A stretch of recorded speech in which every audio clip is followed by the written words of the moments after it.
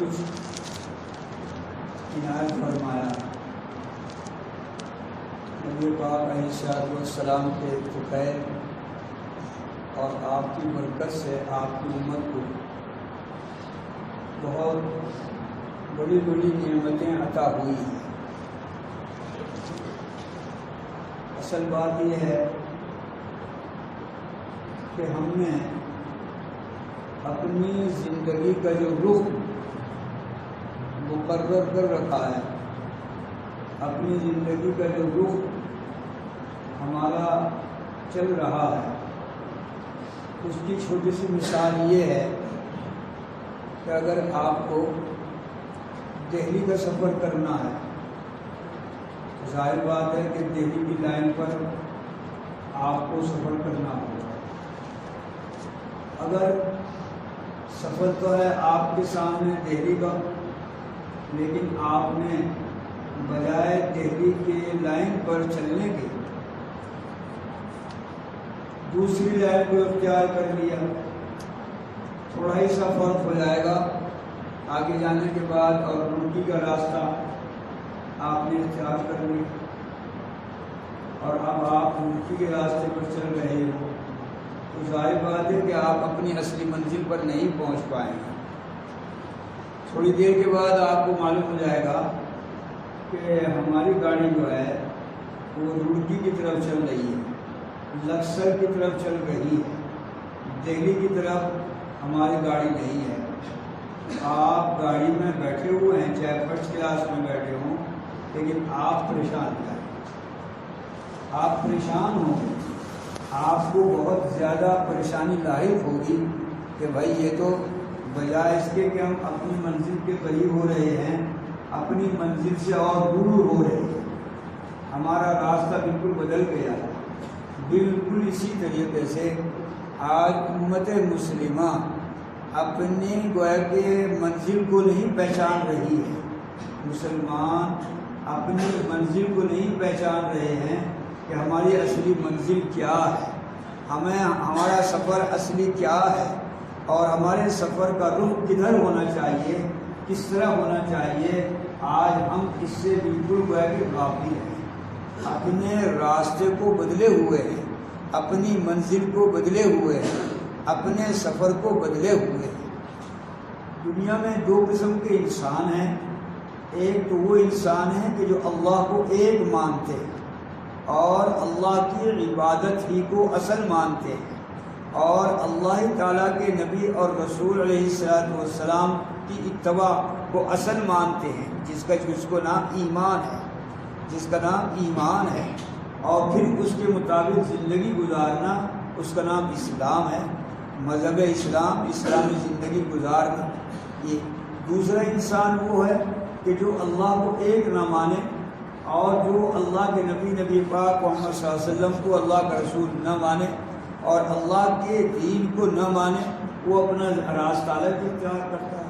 چنانچہ قرآن پاک میں فرما دیا گیا لکم دینکم ولی دین، بہت مختصر طریقے سے یہ بتایا اس سورۃ پاک کے آخر میں، لکم دینکم ولی دین، تمہارا دین تمہارے لیے تم جانو، ہمارے لیے ہمارا دین۔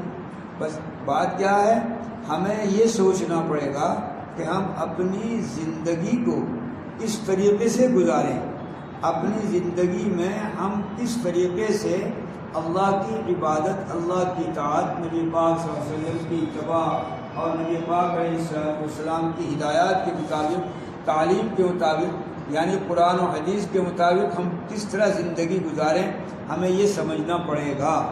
ہاں، لیکن یہ نہیں ہوگا کہ ہم نے گویا کہ دنیا کو چھوڑ دیں گے، بلکہ آپ نے دعا سنی ہوگی، بار بار پڑھی بھی ہوگی، کیا اللہم ربنا آتنا فی الدنیا حسنہ وفی الآخرۃ حسنہ، یہ اے اللہ ہمیں دنیا حسنہ عطا فرما، آخرت حسنہ عطا فرما۔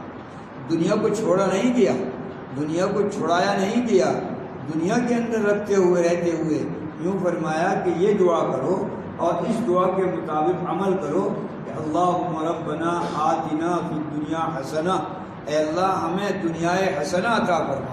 اور وہ دنیا حسنہ کیا ہے؟ اللہ کی مرضی کے مطابق اپنی زندگی کو گزارنا یہ ہے گویا کہ دنیائے حسنہ. اور ظاہر بات ہے کہ جب دنیائے حسنہ بنے گی ہماری اور ہم دنیا کے اندر حسنات کو، نیکی کو، بھلائی کو اختیار کریں گے تو اب کیا ہوگا؟ ہمارے لیے دوسرا رخ بھی صحیح ہو جائے گا. کیا؟ ہمارے لیے اے اللہ آخرت حسنہ بھی عطا فرما. اللہم ربنا آتنا فی الدنیا حسنہ وفی الآخرۃ حسنہ. پھر اس کے بعد ہے وقنا عذاب النار. اے اللہ ہمیں دوزخ کے عذاب سے بچا. دیکھیے نا، انسان دنیا سے جا رہے ہیں، چاہے وہ کسی بھی بہانے سے جا رہے ہیں، یعنی کسی بھی طریقے سے بیماری وغیرہ کے اندر مبتلا ہو کر، کسی بھی حادثے میں، بیماری میں، کسی بھی طریقے سے، لیکن اپنا وقت پورا کر کے جا رہا ہے. اب ایمان والے کا، ایمان کا تقاضا یہ ہے کہ یہ سوچنا کہ میں جب قبر میں جاؤں گا، قبر میں مجھ کو رکھا جائے گا، قبر کی زندگی میری شروع ہوگی. جی ہاں، تو میری قبر کی زندگی کیسے بنے؟ قبر کے اندر میری زندگی کیسے ٹھیک گزرے؟ جی ہاں، میں رات کو چارپائی پر سو جاؤں، کروٹیں بدلتا رہوں، مجھے نیند نہ آئے اور گویا کہ پریشانیاں لاحق رہیں. کہ خدا نہ کرے، خدا نہ کرے، خدا نہ کرے کہ قبر کے اندر اس طریقے سے کروٹیں بدلتے رہیں گے تو کیا ہوگا؟ قبر کے اندر اگر ہمیں آرام اور سکون نہیں ملے گا تو کیا ہوگا؟ یہاں تو آپ کہیں گے کہ لاؤ بھائی یہ کیا وجہ ہے کہ آرام نہیں مل رہا ہے، سکون نہیں مل رہا ہے، لاؤ اس کا علاج کر لیں. لیکن قبر میں کون جائے گا اب علاج کرانے کے لیے؟ قبر میں کون بتائے گا وہاں پر؟ وہ تو اس کے لیے تو پہلے کرنا پڑے گا. لہذا ہمیں اپنی زندگی کے رخ کو، اپنے سفر کے رخ کو صحیح اختیار کرنا، یعنی اللہ کی مرضی کے مطابق، اللہ کے رسول صلی اللہ علیہ وسلم کی ہدایات اور تعلیم اور احادیث اور سنت کے مطابق ہم اپنی زندگی اختیار کریں. چاہے وہ ہماری عبادت والی زندگی ہو، چاہے وہ ہماری کاروباری زندگی ہو، چاہے وہ ہماری کسی بھی طریقے کا عمل ہو، وہ سب کا سب جو ہے اللہ کے مطابق ہو، قرآن کے مطابق ہو. یہ قرآن پاک کی نعمت جس کے متعلق آپ سن رہے تھے، اس سے ایمان کے بعد قرآن پاک کی نعمت سے بڑی کوئی نعمت نہیں ہے. بہت بڑی نعمت ہے یہ اللہ تبارک و تعالیٰ کی، جو اللہ تبارک و تعالیٰ نے اس امت کو عطا فرمایا. اس سے پہلے جو انبیاء علیہ السلام تشریف لائے ان کی امتیں ہیں، کتابیں ان کو بھی ملی ہیں، لیکن قرآن جیسی کتاب نہیں ملی. قرآن اللہ تعالیٰ نے جو عطا فرمائی ہے وہ ایک بہت بڑی نعمت ہے. ایک بچے کو اگر آپ ایک ہیرا کا ٹکڑا دے دیں جس کی قیمت لاکھوں روپیہ ہو، ایک بچے کے ہاتھ میں اگر آپ ایک ہیرے کا ٹکڑا دے دیں جس کی لاکھوں روپے قیمت ہو، جی ہاں، لیکن وہ نہیں جانتا بچہ کہ یہ ہیرا ہے اور یہ جو ہے لاکھوں روپے کی قیمت کا ہے، وہ نہیں جانتا، بلکہ وہ تو سمجھ رہا ہے کہ یہ کوئی شیشے کا ٹکڑا ہے، وہ تو سمجھ رہا ہے کوئی پتھر کا ٹکڑا ہے، بس یہ سمجھ رہا ہے. اگر آپ اس سے وہ ہیرے کا ٹکڑا لینا چاہیں تو تھوڑی دیر وہ کھیل رہا ہے، کھیلانے کی وجہ سے تو نہ دے، لیکن اگر آپ نے اس کو بہلا کر 5 روپے والی ٹافی اس کے ہاتھ میں دی، چمکتی ہوئے کاغذ کی، فوراً وہ آپ لاکھوں روپے کا ہیرا آپ کو دے دے گا، پھینک دے گا اور وہ ٹافی کھانے میں لگ جائے گا. بالکل اسی طریقے سے آج ہم اس قرآن پاک کہ یہ کتنا بڑا ہیرا ہے، یہ کتنا بڑا گویا کہ کتنا جو ہے کتنا قیمتی ہیرا ہے، یہ گویا کہ ہم نہیں سمجھ رہے ہیں. ہاں البتہ ایمان بالغیب اللہ نے ہمیں بتایا، اللہ کے رسول نے ہمیں بتایا، ہمارے علماء نے ہم کو بتایا کہ بھائی یہ قرآن پاک کتنی بڑی قیمتی چیز ہے، اتنی بڑی نعمت ہے، اس کو اس طریقے سے گویا کہ اختیار کرو تو انشاءاللہ ہم قرآن پاک کی زندگی کے مطابق جب زندگی گزاریں گے، قرآن پاک کے حقوق ادا کریں گے. قرآن پاک کے حقوق، سب سے پہلا حق تو قرآن پاک کا ہے کہ اس پر ہمارا حق کا پورا ایمان ہو، اور دوسرا نمبر یہ ہے کہ ہم اس قرآن پاک کے مطابق عمل کریں. اب عمل کیسے ہوگا؟ ظاہر بات ہے کہ ہمیں اس کا علم حاصل کرنا ہوگا، اس کو سمجھنا ہوگا، چاہے وہ کسی بھی طریقے سے ہو، مختصر طریقے سے بھی ہوتا ہے اور تفصیل طریقے سے بھی ہوتا ہے. بہرحال ہمیں قرآن پاک کو سمجھ کر قرآن پاک کے مطابق زندگی گزارنا، یہ گویا کہ ہمارا نبی پاک علیہ الصلوۃ والسلام کی ہدایات اور تعلیمات کے مطابق ہمیں اپنی زندگی گزارنا. اگر ہم اس طریقے سے اپنی زندگی کو گزاریں گے تو بھائی آرام رہے گا قبر کے اندر، سکون ملے گا قبر کے اندر، اچھی زندگی گزرے گی قبر کی زندگی۔ اور بھائی اگر خدا نہ خواستہ ہم نے اس طرف دھیان اور توجہ نہیں دی اور اس طرف خیال نہیں کیا تو بھائی کیا ہوگا، ہمیں قبر کے اندر نہ سکون ملے گا، نہ ہمیں قبر کے اندر راحت ملے گی، اور نہ کوئی ہماری مدد کرنے کے لیے وہاں پہنچے گا۔ ہاں پہنچے گا، کون پہنچے گا؟ وہ پہنچے گا ہماری قبر کے اندر، یعنی ہماری قبر کے اندر وہ پہنچے گا کہ جو ہماری سچی اولاد ہے۔ سچی اولاد سے مراد ہے نیک اولاد، دیندار اولاد، اور وہ ہمارے لیے دعائیں مغفرت کریں گے، وہ ہمارے لیے ایصال ثواب کریں گے، وہ ہماری جو دنیا میں ہماری زندگی میں کوتاہی رہ گئی ہو گئی تھی ان کوتاہیوں کی گویا کہ مکافات کریں گے قرآن کے مطابق، حدیث کے مطابق، شریعت کے مطابق۔ لہذا پھر تو ہمیں جو ہے قبر کے اندر راحت پہنچ جائے گی، ورنہ بھائی ہم قبر کے اندر بھی پریشان رہیں گے، دنیا میں پریشان، آپ مرنے کے وقت پریشان، اور بھائی آپ قبر کے اندر پریشان، اور پھر آخرت کی منزل بھی پریشان کی ہوگی۔ اس واسطے ہمیں ایمانی زندگی گزارنی ہے، ہمیں ایمانی زندگی گزارنی ہے، دنیا والوں کو دیکھا دیکھی نہیں زندگی گزارنی ہے۔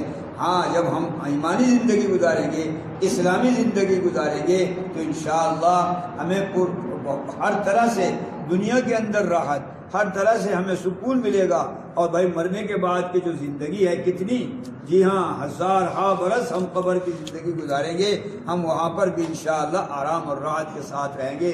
بس تھوڑا سا سوچنے کا اور تھوڑا سا گویا کہ رخ بدلنے کا معاملہ ہے۔ اللہ تعالیٰ ہمیں صحیح طریقے سے سوچنے کی توفیق عطا فرما دے، ہمیں صحیح طریقے سے رخ اختیار کرنے کی توفیق عطا فرما دے۔ اللہ تعالیٰ ایمانی اور اسلامی زندگی ہمیں عطا فرما دے، قرآن والی زندگی ہمیں عطا فرما دے، قرآن پاک کے ساتھ تعلق رکھنے والی زندگی ہمیں عطا فرما دے۔ اے اللہ ہمیں اس کی توفیق عطا فرما، ہمارے بچوں کو، ہماری نسلوں کو یا اللہ قرآن پاک کے لیے قبول فرما لیں، اور ہم ایسی محنت کریں، ایسی کوشش کریں کہ ہماری نسلوں میں قیامت تک قرآن زندہ رہے، قرآن کا پڑھنا زندہ رہے، قرآن پاک کی تعلیم زندہ رہے، قرآن پاک پر عمل کرنا زندہ رہے۔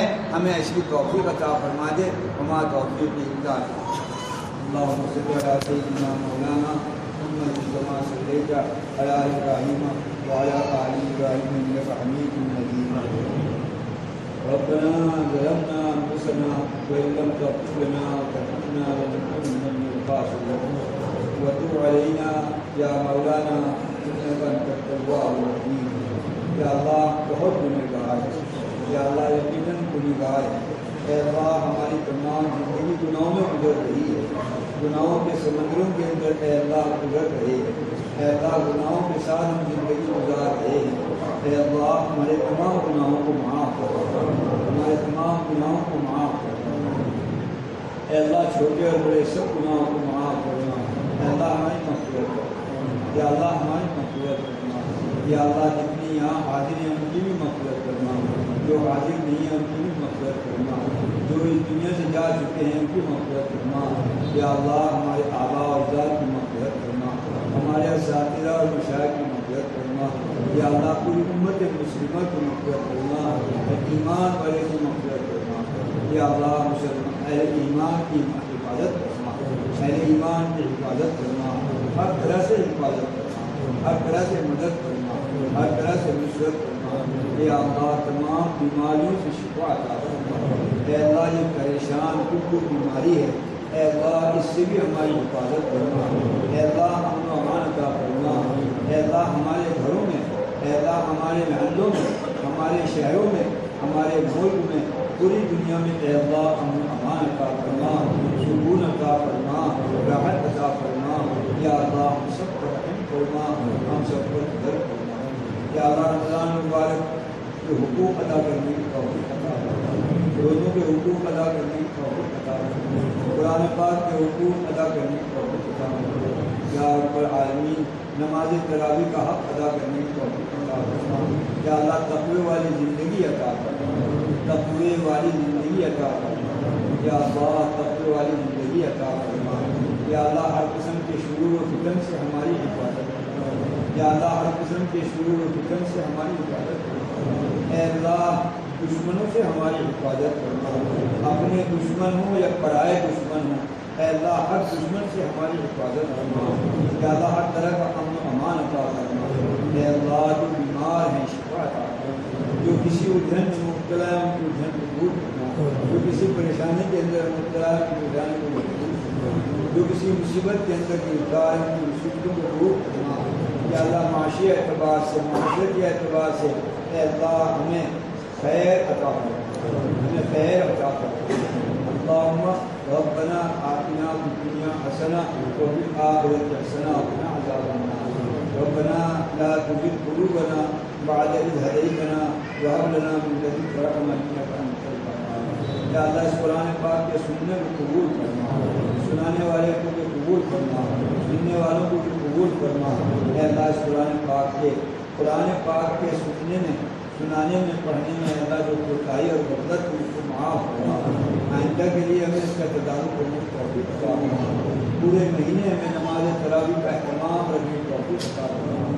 پورے مہینے ہمیں مسلموں کو بہت کچھ عنایت فرمایا۔